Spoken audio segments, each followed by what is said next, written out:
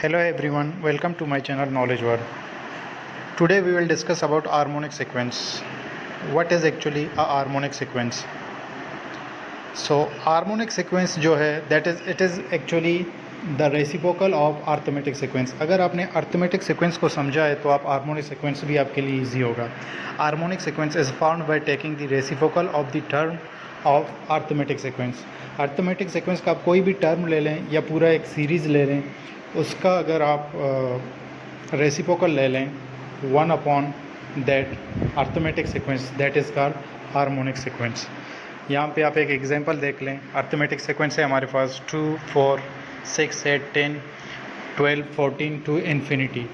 अगर हम इसी का रेसिप्रोकल ले लें, reciprocal mean 1 upon 2, 1 upon 4 and 1 upon 8, 1 upon 10 to 1 upon infinity, उस टर्म तक, this is called harmonic sequence.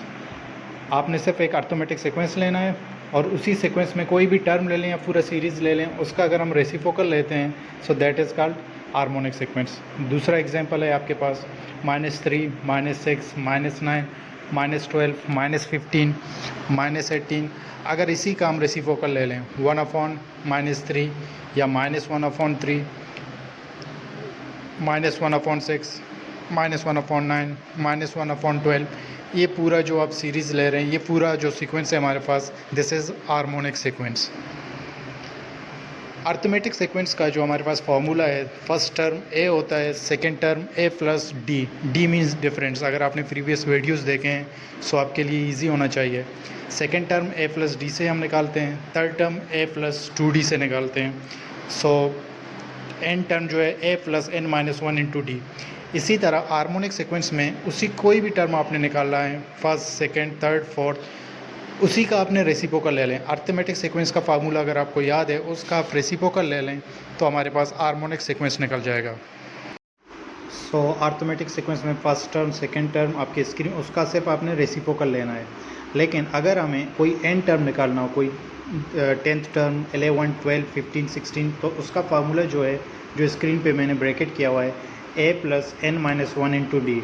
ये एन टर्म निकालने का फार्मूला है. एन कुछ भी हो सकता है, 9th term, 12th term, 15th term, 18th term.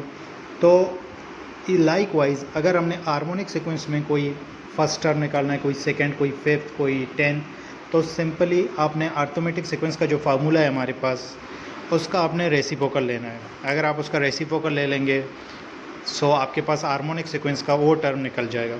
अगर आपके लिए ये इजी ना हो तो सिंपली आप अर्थमेटिक सीक्वेंस फार्मूला अप्लाई कर लें. जब जो आंसर आपके पास आएगा कोई भी हो, आपने सिर्फ उसका रेसिप्रोकल लेना है. आप उसका रेसिप्रोकल लेंगे तो जो हमारे पास आएगा that is harmonic sequence of nth term.